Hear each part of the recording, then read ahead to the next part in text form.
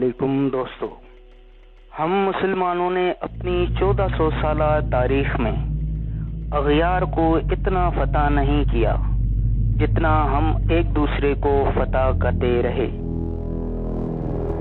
آپ کو شاید یہ جان کر حیرانگی ہو کہ ہم مسلمانوں نے دنیا کے 95% علاقہ اسلامی عروج کی پہلی صدی میں ہی فتح کر لیا تھا، مگر اس کے بعد 1350 سال اس علاقے کو حصول کے لیے ہم آپس میں ہی مسلمان لڑتے رہے۔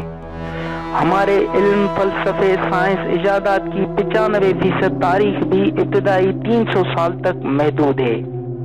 ہم مسلمانوں نے 1000 سال جنگوں کے علاوہ کچھ نہیں کیا۔ آپ 2020 سے 1000 سال پیچھے تاریخ میں جائیں تو آپ محمود غزنوی کو ہندوستان پہ حملہ کرتا ہوا دیکھیں گے۔ سب سے پہلے ملتان میں اسماعیلی فرقے کے مسلمانوں کا قتل عام کرتا اور ان کی دولت کو لوٹ کر چلے جانے کے بارے میں پڑھنے کو ملے گا۔ اسپین میں مسلمانوں کے ہاتھوں مسلمانوں کا گلا کاٹتا دیکھیں گے۔ آپ ترکی میں سلجوقوں کو تلواریں اٹھا کر دیکھیں گے۔ آپ دیکھیں گے کہ عرب کے علاقوں میں لاشیں بکھری نظر آئیں گی۔ شیعہ سنی اور سنی شیعوں کے سر کاٹنے کے بارے میں بہت کچھ ملے گا۔ مسلمان مسلمانوں کو فتح کرتا ہوا ملے گا۔ مسلمان مسلمانوں کی مسجدیں جلاتے ہوئے دکھائی نظر آئے گا۔ مومنوں کے ہاتھوں مومنوں کے سروں کا بلند مینار دیکھیں گے۔ آپ اگر 10,018 سے آگے کی تاریخ کو دیکھیں گے تو آپ کے سارے طبق روشن ہو جائیں گے۔ کچھ ٹائم کے لیے مسلمانوں کے قتال میں وقفہ آ جائے گا تو مسلمان حرام خوری کرتے ہوئے نظر آئیں گے۔ عالم اسلام نے 1000 سال کنگھی اور نیل کٹر ان لوگوں سے لے کر استعمال کیا جنہیں ہم دن میں 5 مرتبہ بد دعائیں دیتے ہیں۔ آپ کمال دیکھیں گے کہ ہم اپنی مسجدوں میں یہودیوں کے بنے ہوئے پنکھے اور اے سی لگواتے ہیں۔ عیسائیوں کے ہاتھوں بنی ہوئی وضو کی ٹوٹیوں سے وضو کرتے ہیں۔ کفار کے ساؤنڈ سسٹموں سے اذان دیتے ہیں اور لادینیوں یعنی چینیوں سے بنی ہوئی جائے نماز پہ سجدہ کرتے ہیں اور پھر انہی لادینیوں کی بربادی کے لیے دعائیں کرتے ہیں۔ ہم مسلمانوں نے بیماری کی ادویات بھی یہودیوں سے بنوا کر کھاتے ہیں۔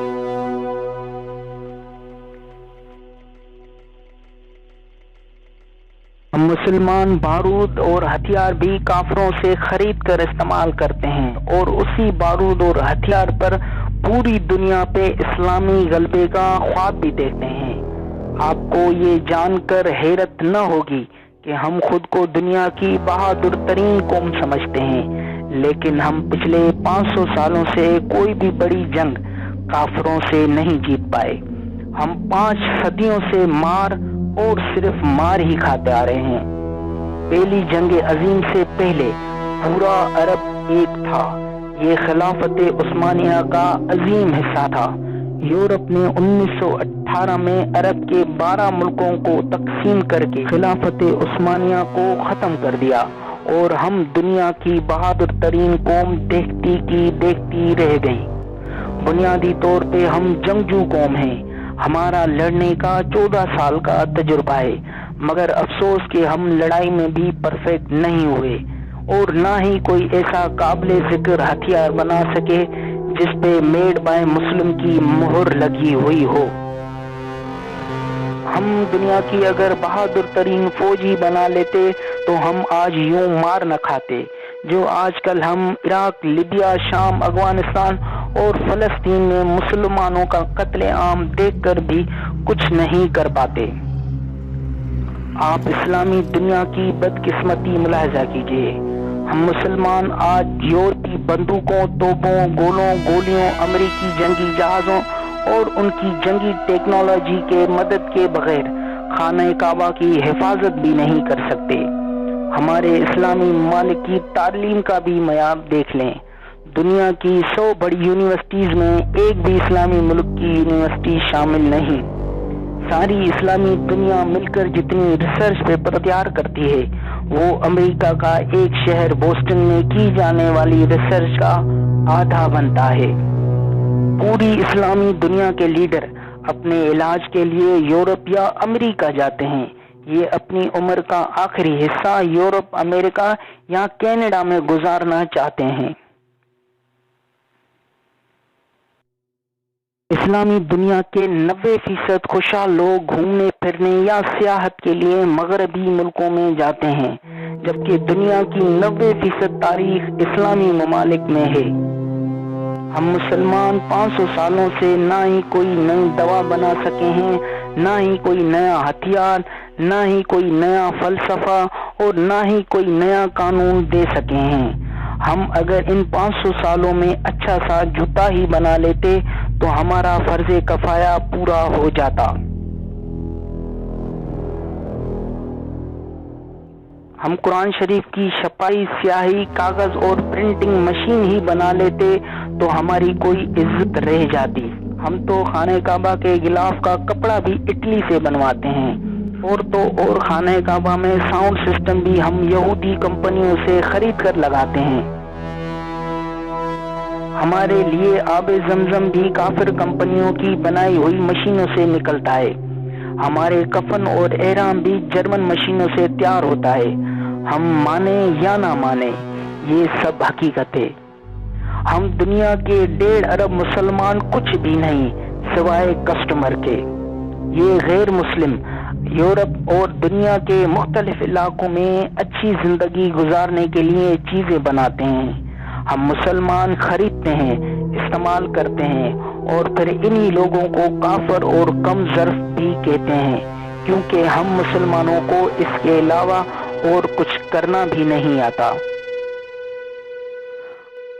آپ یقین کریں کہ اگر آسٹریلیا اور نیوزی لینڈ سعودی عرب کو ایک سال بھیڑیں یا جانور نہ دیں تو ہم مسلمان حج پہ قربانی بھی نہیں کر سکیں گے۔ یہ ہم مسلمان ہیں اور سچ میں یہی ہماری اوقات ہے۔ ہم آج کل اپنے نوجوانوں کے نعروں میں جوش تو بہت دیکھتے ہیں، مگر موبائل اور موبائل کی گیموں کی حد تک۔ ایسی قوم کے نوجوانوں کے لیے رہنمائی ہونی ضروری ہے، جس کے لیے اسلامی علماء کا بہت اہم کردار ہوتا ہے، مگر افسوس اور بڑی معذرت کے ساتھ یہ علماء مسلمانوں تک اپنی تقریروں کو پہنچانے کے لیے بھی انگریز کے بنے ہوئے فیس بک کا ذریعہ استعمال کرتے ہیں۔ علماء کی ناقص کوششوں کی وجہ سے یہ مسلمانوں کو صحیح اسلامی تعلیمات بھی نہیں پہنچا پائے۔ کبھی سنی تو کبھی شیعہ، کبھی تو مسلمان تو کافر سے آگے بڑھ بھی نہیں پائے ہیں۔ ہم کس برتری پہ خود کو دنیا کی عظیم ترین قوم سمجھتے ہیں، جو آج تک جمعے کے ہر خطبے میں گلا پھاڑ پھاڑ کر نظام مصطفیٰ صلی اللہ علیہ وآلہ وسلم پر فخر کرنے کے باوجود بھی اس نظام کو مسلمانوں کے کسی بھی ملک میں نافذ نہیں کر پائے۔ یہ سب کڑوا سچ ہے۔ ان سب کی وجہ صرف ایک ہے، وہ ہے ہم مسلمانوں کی حرام خوری اور اپنے رب کی تعلیمات سے دوری۔